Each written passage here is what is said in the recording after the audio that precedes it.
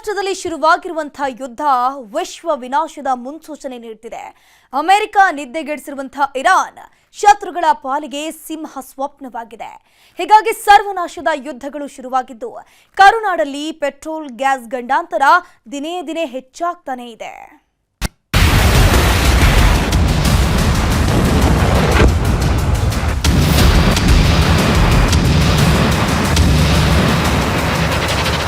ಮಧ್ಯಪ್ರಾಚ್ಯದಲ್ಲಿ ನಡೀತಾ ಇರೋ ಮಹಾಯುದ್ಧ ಸದ್ಯಕ್ಕಂತೂ ಕೊನೆಯಾಗಲ್ಲ. ಅಮೆರಿಕ ಅಧ್ಯಕ್ಷ ಡೊನಾಲ್ಡ್ ಟ್ರಂಪ್ ಎಷ್ಟೇ ಬೊಬ್ಬೆ ಹಾಕಿದ್ರೂ ಇರಾನ್ ತಲೆ ಕೆಡಿಸಿಕೊಡ್ತಿಲ್ಲ. ನಾವ ನೋಡೇ ಬಿಡೋಣ ಅಂತ ಇರಾನ್ ಯುದ್ಧವನ್ನ ಕಂಟಿನ್ಯೂ ಮಾಡಿದೆ.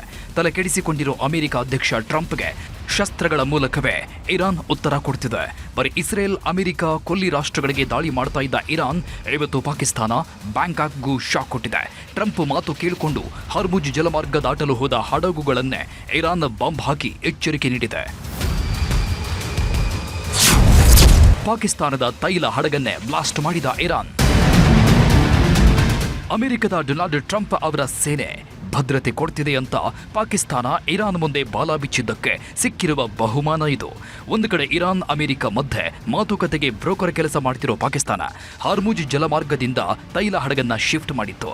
ಹಾರ್ಮುಜ್ ಜಲಮಾರ್ಗದಿಂದ ಪಾಕಿಸ್ತಾನಕ್ಕೆ ಹೋಗಬೇಕಾಗಿದ್ದ ಹಡಗು ಅಮೆರಿಕ ಕಡೆಗೆ ತಿರುಗಿಸಿತ್ತು. ಪಾಕಿಸ್ತಾನದ ಧ್ವಜ ಹಾರುತ್ತಿದ್ದ ತೈಲ ಹಡಗನ್ನ ನೋಡಿದ ಕೆಲವೇ ನಿಮಿಷಗಳಲ್ಲಿ ಇರಾನ್ ಕ್ಷಿಪಣಿಗಳಿಂದ ನಾಶ ಮಾಡಿದೆ.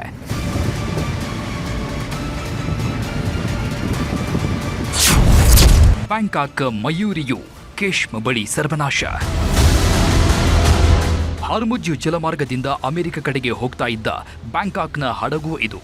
ಥಾಯ್ ಧ್ವಜವಿದ್ದ ಮಯೂರಿ ನಾರಿ ಎಂಬ ಹಡಗಿನ ಮೇಲೆ ಇರಾನ್ ಅಟ್ಯಾಕ್ ಮಾಡಿದೆ.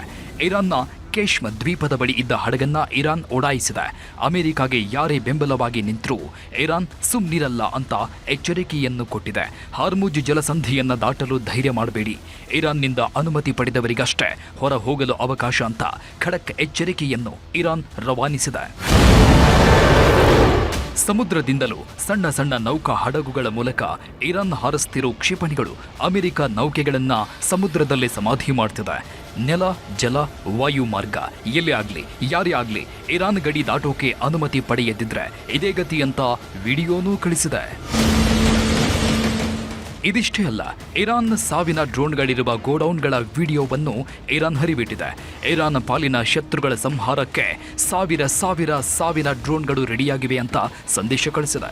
ಇರಾನ್ ಡ್ರೋನ್ಗಳು ಹಾರೋದು, ಗುರಿಯಿಟ್ಟು ಬ್ಲಾಸ್ಟ್ ಆಗೋದು ಹೇಗಿರುತ್ತೆ ನೋಡಿ ಅಂತಾನೂ ವಿಡಿಯೋ ಹಂಚಿಕೊಂಡಿದೆ. ಇನ್ನು ಇರಾನಿನ ಕ್ರಾಂತಿಕಾರಿ ಗಾರ್ಡ್ ರಿದ್ವಾನ್ ಎಂಬ ಹೊಸ ಆತ್ಮಹತ್ಯಾ ಡ್ರೋನ್ಗಳು ಕ್ಷಿಪಣಿಗಳ ವಿಡಿಯೋಗಳನ್ನು ಇರಾನ್ನ ಸೇನಾಪಡೆ ಸಾಮಾಜಿಕ ಜಾಲತಾಣಗಳಲ್ಲಿ ಹಾಕಿದೆ. ಈ ದೃಶ್ಯ ನೋಡಿ, ಇದು ಇರಾನ್ನಲ್ಲಿ ಸಿಕ್ಕಾಪಟ್ಟೆ ವೈರಲ್ ಆಗಿರುವ ವಿಡಿಯೋ. ಅಮೆರಿಕ ಇಸ್ರೇಲ್ಗೂ ಶಾಕ್ ಕೊಟ್ಟಿರುವ ವಿಡಿಯೋ. ಇರಾನ್ ಸೈನಿಕನೊಬ್ಬ ಇಸ್ರೇಲ್ ಕಡೆ ಕ್ಷಿಪಣಿ ಹಾರಿಸಿ ಸ್ಕೇಟಿಂಗ್ ಮಾಡ್ತಾ ಜ್ಯೂಸ್ ಕುಡಿತಾ ಸೆಲ್ಫಿ ವಿಡಿಯೋ ಮಾಡಿದ್ದಾನೆ. ಇರಾನಿನ ಕ್ರಾಂತಿಕಾರಿ ಗಾರ್ಡ್ ತಾಕತ್ತು ಅಂತ ಈ ವಿಡಿಯೋಗೆ ಟ್ಯಾಗ್ ಲೈನ್ ಕೊಟ್ಟಿದೆ. ಇರಾನ್ ಏಟಿಗೆ ಮತ್ತೆ ತಿರುಗೇಟು ಕೊಟ್ಟ ಇಸ್ರೇಲ್.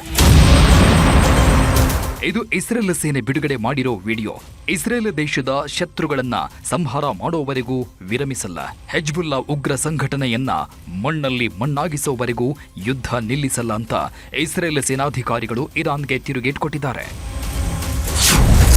ಇರಾನ್ಗೆ ಬಾಂಬ್ ಎಸೆದು ವಿಡಿಯೋ ಹಂಚಿಕೊಂಡ ಅಮೆರಿಕ. ಇರಾನ್ ತನ್ನ ಗಡಿಯನ್ನ ಮೀರಿ ಮಿಲಿಟರಿ ಶಕ್ತಿಯನ್ನ ಪ್ರದರ್ಶಿಸುವ ಸಾಮರ್ಥ್ಯಕ್ಕೆ ಕೈ ಹಾಕಿದೆ. ಅದಕ್ಕೆ ಇರಾನ್ ಶಸ್ತ್ರಾಸ್ತ್ರ ನೆಲೆಗಳನ್ನೇ ಉಡಾಯಿಸಿದ್ದೀವಿ ಅಂತ ಅಮೆರಿಕ ಪಡೆಗಳು ನಡೆಸಿದ ದಾಳಿ ವಿಡಿಯೋಗಳನ್ನ ಟ್ರಂಪ್ ಸೇನಾಪಡೆ ಹರಿಬಿಟ್ಟಿದೆ.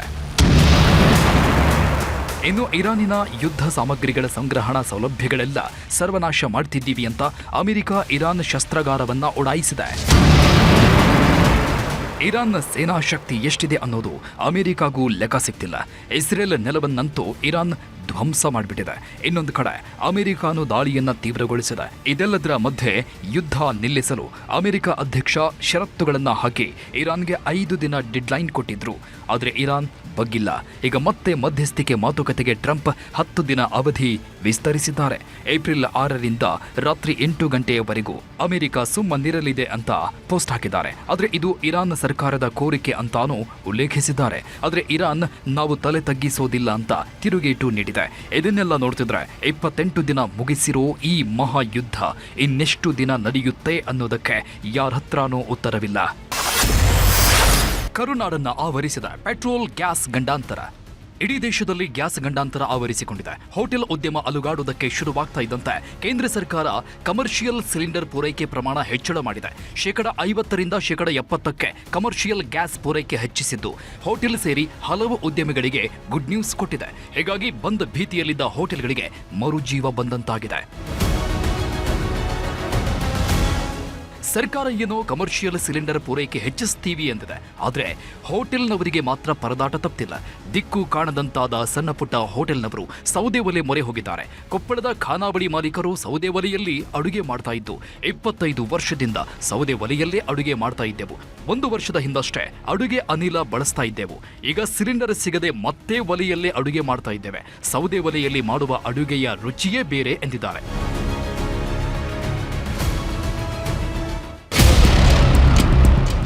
ಬೆಳಗಾವಿಯ ಕಡೋಲಿ ಗ್ರಾಮದಲ್ಲಿ ಗ್ಯಾಸ್ ಸಿಲಿಂಡರ್ ಸಿಗದೆ ಜನ ಪರದಾಡ್ತಿದ್ದಾರೆ. ಗ್ಯಾಸ್ ಏಜೆನ್ಸಿಗಳ ಮುಂದೆ ಗಂಟೆಗಟ್ಟಲೆ ಕಾದು ನಿಂತರೂ ಗ್ಯಾಸ್ ಸಿಗ್ತಿಲ್ಲ. ಹೀಗೆ ಆದ್ರೆ ನಾವು ಅಡಿಗೆ ಮಾಡೋದು ಹೇಗೆ ಅಂತ ಆಕ್ರೋಶ ವ್ಯಕ್ತಪಡಿಸುತ್ತಿದ್ದಾರೆ. ಇನ್ನು ಉತ್ತರ ಕನ್ನಡ ಜಿಲ್ಲೆಯ ಕಾರವಾರದ ಭಾರತ ಗ್ಯಾಸ್ ಏಜೆನ್ಸಿಯಲ್ಲೂ ನೋ ಸ್ಟಾಕ್ ನಾಮಫಲಕ ಬಿದ್ದಿದೆ. ಪ್ರತಿದಿನ 600ಕ್ಕೂ ಹೆಚ್ಚು ಗೃಹ ಬಳಕೆಯ ಸಿಲಿಂಡರ್ಗಳನ್ನು ಪೂರೈಕೆ ಮಾಡ್ತಾ ಇದ್ರು. ಆದ್ರೀಗ ಸಿಲಿಂಡರ್ ಅಭಾವ ಎದುರಾಗಿರೋದ್ರಿಂದ ನೋ ಸ್ಟಾಕ್ ಬೋರ್ಡ್ ಹಾಕಿದ್ದಾರೆ. ಮಧ್ಯಪ್ರಾಚ್ಯದಲ್ಲಿ ಯುದ್ಧದ ಬಿಸಿ ರೈತರಿಗೂ ತಟ್ಟಿದೆ. ಗ್ಯಾಸ್ ಕೊರತೆಯಿಂದಾಗಿ ಹೋಟೆಲ್ಗಳು ಬಂದ್ ಆಗಿರೋದ್ರಿಂದ ತರಕಾರಿಗಳ ಕೊಳ್ಳುವಿಕೆ ನಿಂತು ಹೋಗಿದೆ. ಚಾಮರಾಜನಗರದ ಸಂತೆಮರಹಳ್ಳಿ ಸುತ್ತಮುತ್ತ ತರಕಾರಿ ಬೆಳೆದ ರೈತರು ಸಂಕಷ್ಟಕ್ಕೆ ಸಿಲುಕಿದ್ದಾರೆ. ಬೆಳೆದ ಬೆಳೆ ಮಾರಾಟವಾಗದೆ ಸಾಲದ ಸುಳಿಗೆ ಸಿಲುಕಿದ್ದಾರೆ. ಒಂದ್ ಕಡೆ ಗ್ಯಾಸ್ ಗಂಡಾಂತರ, ಇನ್ನೊಂದು ಕಡೆ ತೈಲದ ಅಭಾವವು ಜನರನ್ನ ಬಿಟ್ಟು ಬಿಡದೆ ಬಾಧಿಸುತ್ತಿದೆ. ಬಾಗಲಕೋಟೆ ನಗರದ ಬಹುತೇಕ ಪೆಟ್ರೋಲ್ ಬಂಕ್ಗಳಲ್ಲಿ ನೋ ಸ್ಟಾಕ್ ಬೋರ್ಡ್ ಹಾಕಲಾಗಿದೆ.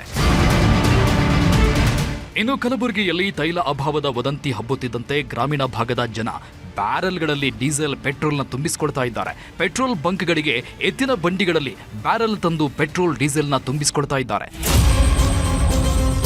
ಇನ್ನು ಚಿಕ್ಕಬಳ್ಳಾಪುರದಲ್ಲೂ ಕೂಡ ಜನ ಪೆಟ್ರೋಲ್ಗೆ ಮುಗಿಬೀಳ್ತಾ ಇದ್ರು. ಕ್ಯಾನ್ ಹಾಗೂ ಬಾಟಲ್ಗಳಲ್ಲಿ ತುಂಬಿಸಿಕೊಳ್ತಾ ಇದ್ದಿದ್ರಿಂದ ಇದಕ್ಕೆ ನಿಷೇಧ ಹೇರಲಾಗಿದೆ. ಭಾರತ್ ಪೆಟ್ರೋಲಿಯಂ ಬಂಕ್ನಲ್ಲಿ ಹೊಸ ರೂಲ್ಸ್ ತಂದಿದ್ದು ಬಾಟಲ್, ಡ್ರಮ್, ಕ್ಯಾನ್ಗಳಲ್ಲಿ ಪೆಟ್ರೋಲ್ ತುಂಬಿಸಿಕೊಳ್ಳುವುದನ್ನು ನಿಷೇಧ ಮಾಡಿದ್ದಾರೆ. Bureau report, news 18.